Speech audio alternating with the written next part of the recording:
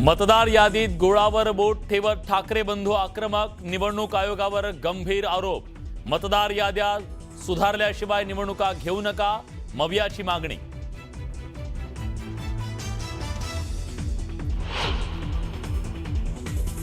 राज ठाकरे आणि काँग्रेसच्या नेत्यांची केमिस्ट्री कॅमेऱ्यात कैद, मनसेला मवियात घेण्यासाठी काँग्रेसचे नेते अनुकूल असल्याची जोरदार चर्चा। इतके कन्फ्यूज विरोधक कधी पाहिलेले नाहीत, कुणाकडे काय मागणी करायची हेच कळत नाही। मुख्यमंत्र्यांची विरोधकांवर टीका, फेक नेरेटिव्ह सेट करत असल्याचा आरोप।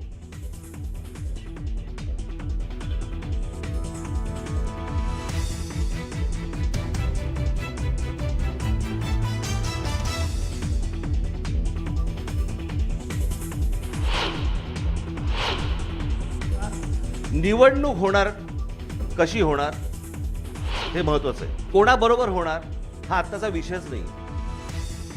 मवियामधील मनसेच्या एंट्रीबाबत राज ठाकरेंचं विधान, तर कोणी कोणासोबत गेलं तरी महायुतीत निवडून येणार, फडणवीसांचा दावा।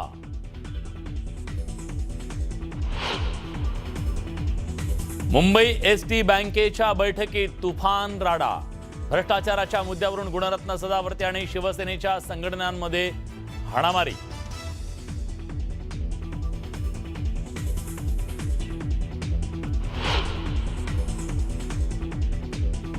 माओवाद्यांचा मोठा नेता मल्लोजुल्ला भूपतीनं मुख्यमंत्र्यांसमोर पत्करली शरणागती, भूपतीसह 60हून अधिक माओवाद्यांच्या शरणागतीमुळे माओवादी चळवळीला सर्वात मोठा धक्का।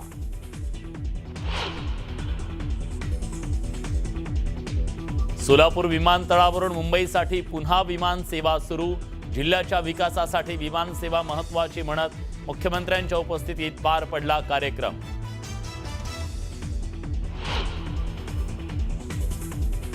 वसई विरार महापालिकेचे माजी आयुक्त अनिल कुमार पवार यांना हायकोर्टाचा मोठा दिलासा, ईडीनं केलेली अटक बेकायदा असल्याचा निकाल।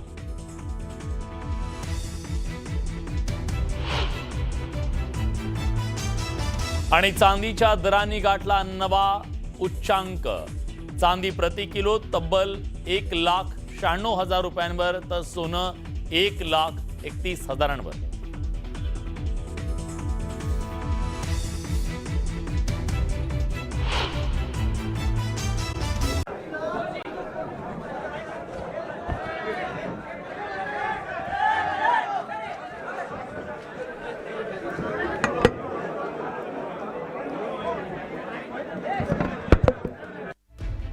तर विरोधी पक्षाची पत्रकार परिषद संपलेली आहे। या पत्रकार परिषदेमध्ये महाविकास आघाडीचे प्रमुख नेते आणि त्याचबरोबर राज ठाकरे यांनी विविध प्रश्नांवर निवडणूक आयोगाला प्रश्न उपस्थित केलेले आहेत। कालपासून निवडणूक आयोगासोबत त्यांची बैठक पार पडती आहे। त्या बैठकीमध्ये चर्चा अपूर्ण राहिली, त्यानंतर आजही बैठक पार पडली आणि या बैठकीमध्ये अत्यंत महत्त्वाच्या विषयांवर त्यांची चर्चा झाली आहे आणि त्यानंतर ही पत्रकार परिषद त्यांनी घेतली। त्यामध्ये जयंत पाटील यांनी पत्रकार परिषदेला सुरुवात केली, त्यांनी महत्त्वाचे मुद्दे त्यामध्ये मांडले। आम्ही आयोगाला अनंत चुका दाखवल्या, याद्या दुरुस्त करण्यासाठी आम्ही सुरुवात करू असं ते म्हणाले होते, पण त्यांनी काही गावांची, काही मतदारसंघाची देखील उदाहरणं जयंत पाटील यांनी दिली आणि मतदारसंघांमध्ये कशा पद्धतीने 4-4, 5-5, 6-6 वेळा एकच नाव हे नोंदवलं गेलेलं आहे आणि त्यानंतर ते नाव काढण्यात आलं असं एक उदाहरण त्यांनी सांगितलेलं आहे। त्याचबरोबर मुरबाडमध्ये घराचा क्रमांक हा 0 देण्यात आलाय असं देखील त्यांनी सांगितलं आणि त्या घरामध्ये राहणाऱ्यांची संख्या ही 400 जणांची आहे असं एक उदाहरण त्यांनी दिलं। त्यानंतर बडनेर इथलं देखील त्यांनी एक उदाहरण दिलं। त्याचबरोबर सुषमा गुप्ता या संबंधित एका व्यक्तीचं नाव त्यांनी घेतलं आणि या व्यक्तीची नोंद ही वारंवार वेगवेगळ्या मतदार याद्यांमध्ये झाली आहे असं देखील जयंत पाटील म्हणाले। त्यामुळे व्हेरिफिकेशन करण्याआधी ही नावं काढून टाकल्या जातात असा एक महत्त्वाचा मुद्दा या महाविकास आघाडीच्या प्रमुख नेत्यांनी आणि त्याचबरोबर राज ठाकरे यांनी देखील मांडलेला आहे। ज्या मतदार याद्यांमध्ये घोळ आहे अशी बातमी जर सकाळी माध्यमांमध्ये आली तर संध्याकाळी 6 पर्यंत त्या याद्यातले नावं हे काढण्यात येतात असा मोठा आरोप त्यांनी केलेला आहे आणि कुणीतरी दुसरंच ही सगळी सिस्टम ऑपरेट करतंय, म्हणजे राज्य निवडणूक आयोग आणि केंद्र निवडणूक आयोग यांच्या व्यतिरिक्त कुणीतरी दुसरंच ही सगळी सिस्टम ऑपरेट करतंय असा मोठा आरोप जयंत पाटील यांच्याकडून करण्यात आलेला आहे.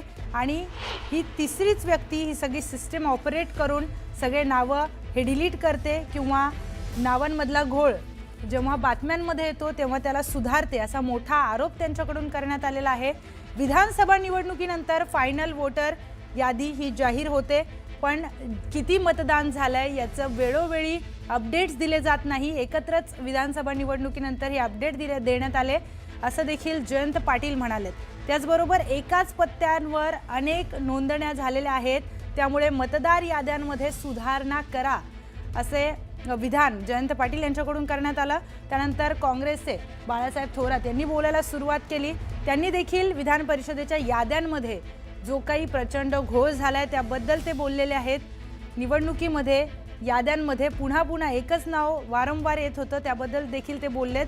आणि त्याचबरोबर 20,000 मतदार हे बाहेरून आणले हे एक सत्ताधारी पक्षाचे आमदार सांगतात, त्यामुळे ही गोष्ट किती गांभीर्याने घेणं गरजेचं आहे हा देखील महत्त्वाचा मुद्दा बाळासाहेब थोरात यांनी मांडलाय. त्यानंतर राज्य निवडणूक आयोग म्हणतं आमची जबाबदारी नाही आणि घोळ असलेली यादी हीच पुन्हा जाईल अशी देखील शंका त्यांनी व्यक्त केली आहे, कारण स्थानिक स्वराज्य संस्थेच्या निवडणुका आहेत आणि हीच यादी जर स्थानिक स्वराज्य संस्थेच्या निवडणुकीमध्ये जशाच तशी गेली तर हा घोळ तसाच राहणार आहे आणि त्यामुळे या याद्यांसह निवडणुकीला सामोरं जाणं हे अत्यंत चुकीचं आहे असं बाळासाहेब थोरात म्हणालेले आहेत. त्याचबरोबर निवडणूक आयोगाची भेट आम्ही घेतली पण आम्हाला समाधानकारक उत्तरं ही निवडणूक आयोगाकडून मिळालेली नाहीत असं बाळासाहेब थोरात म्हणाले.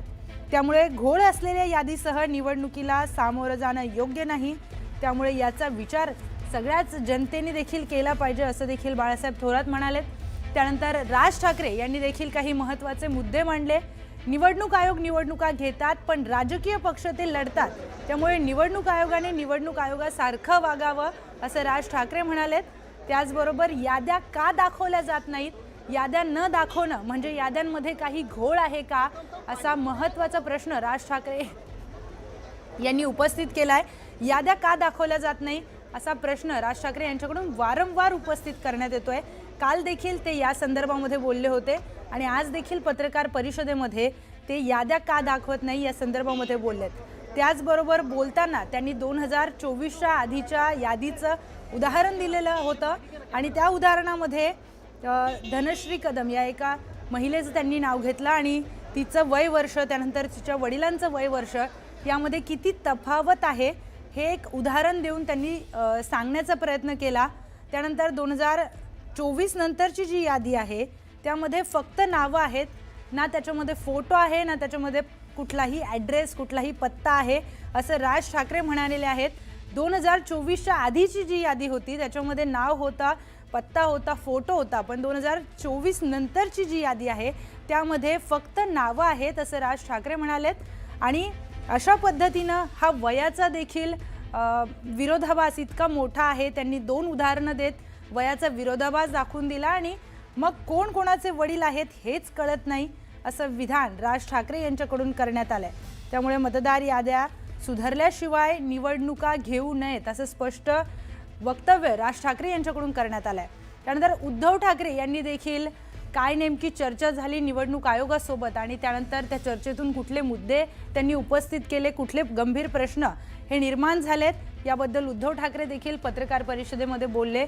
उद्धव ठाकरे हे म्हणाले की आम्ही भाजपला एक पत्र दिलं होतं की भाजपचे कार्यकर्ते हे मतदार याद्यांशी खेळतायत, मतदार याद्यां वो इम्प्योर है, उसे प्योरीफाई किया जाए, उसके सिवा इलेक्शन ना ले, ये इलेक्शन तो यही सबसे अहम बात होगी कि आज अगर आप देखें तो महाराष्ट्र में जो हुआ वोट चोरी है जैसे देश भर में इलेक्शन कमीशन अगर फ्री एंड फेयर इलेक्शन चाहती है तो वो जो इलेक्शन से प्योर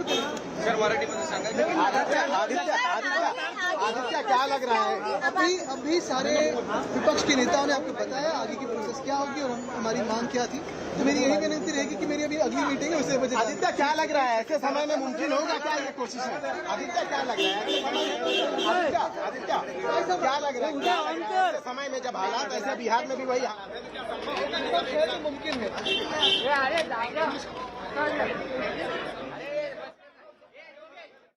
मतदारसंघ 160 कांदिवली पूर्व.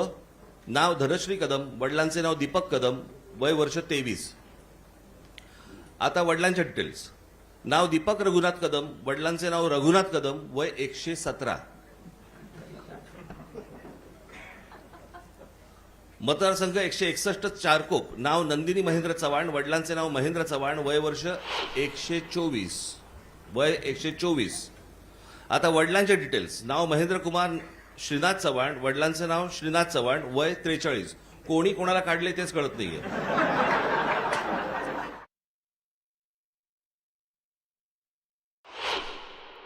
निवडणूक आयोगाशी बोलत होतो त्यावेळेला त्यांनी सांगितलं की नाही हे राज्य निवडणूक आयोगाकडे येतं. आता राज्य निवडणूक आयोगाकडे आम्ही भेटल्यानंतर राज्य निवडणूक आयोग म्हणतं हे केंद्रीय निवडणूक आयोगाकडे येतं.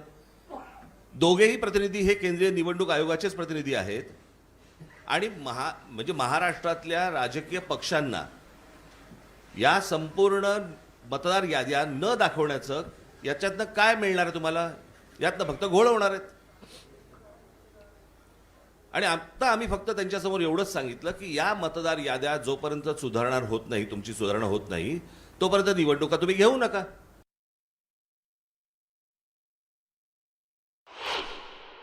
आत्ता साधारणपणे आपण जर समजा महानगरपालिकेच्या किंवा स्थानिक स्वराज्य संस्थांच्या निवडणुका जर समजा आपण पाहिल्या तर गेल्या 5 वर्षामध्ये निवडणुका झालेल्या नाहीयेत. मग जर 5 वर्ष जर समजा या निवडणुकांमध्ये गेलेली असली तर मग याद्या सुधारण्यासाठी अजून 6 महिने गेले तर काय फरक पडतो? आणि मला असं वाटतं की या याद्या सुधारल्याशिवाय त्यांनी निवडणुका घेऊ नये हेच आज आम्ही त्यांना सर्वांनी सांगितलेलं आहे. काल आमची भेट झाल्यानंतर त्यांनी एक नोटिफिकेशन काढलं आणि त्याच्यामध्ये आम्हाला राजकीय पक्षांना 8 दिवस दिले. म्हणजे हे 6-6, 8-8 महिने काम करणार आणि राजकीय पक्षांनी 8 दिवसामध्ये ह्यांना सगळ्या छाननी करून द्यायची. कसं शक्य आहे?